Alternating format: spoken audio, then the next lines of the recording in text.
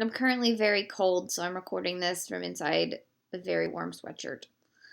Um, so now that November's over, November 6th, see you next year, November 7. I'm back on to watching only films directed by women. So I started out, I was on Netflix and I was like looking at what I had in my queue and what had been recently added. And I found this Chinese film that I believe someone recommended to me earlier in the year. And so it was on Netflix and I was like, hey, I'll watch it. So it was directed by, I don't know how to say this name. I'm going to say it wrong.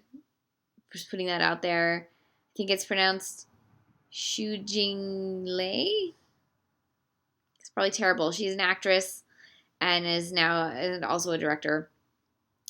And she also starred in this movie. So, and it was written by literally 8 people. There's like, yeah, seven.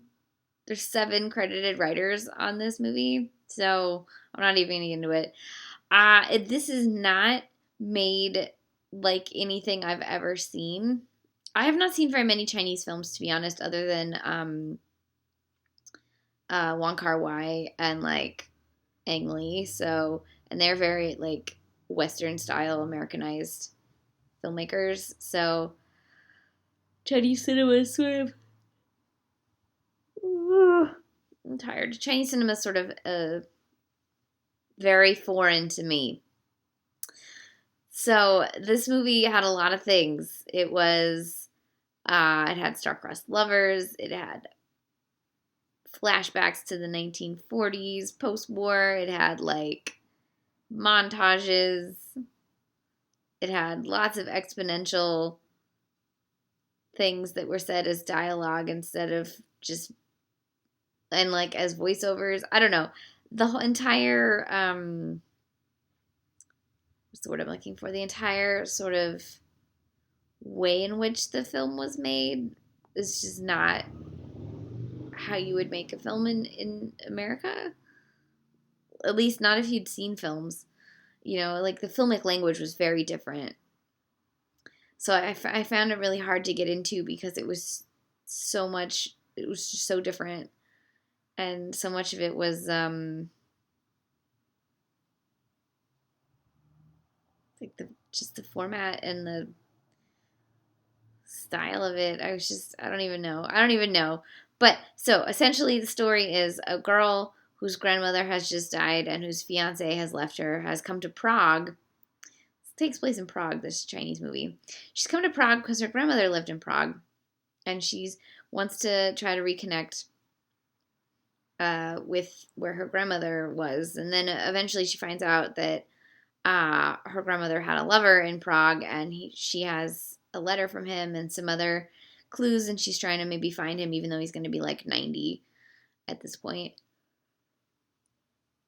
I'm sorry, I'm really tired. And then she also meets this guy who is like a single parent with a mom who has bipolar disorder, whose father left him. And they fall in love because that's what happens in these sort of movies. But then, there's obstacles and they have to overcome them. And, they're going to get together because her grandmother and her Czech lover, they were not able to be together. So at least in the present, they're going to be together. That one thing is how, all the movies work. So, I don't know. Strange structure, a lot of dubbing, sort of like an Italian cinema where they overdub all the dialogue. I find that very strange. So, this movie was called Somewhere Only We Know, and it's on Netflix. And if you're more familiar with Chinese cinema, maybe you'll probably like it more than I did. Not to say that I hated it. I didn't hate it. There were definitely moments that I really enjoyed, but it was just overall very strange. And there was a cover of Right Here Waiting for You at the end, and it's not the original singer, and I was like, what's happening? Why?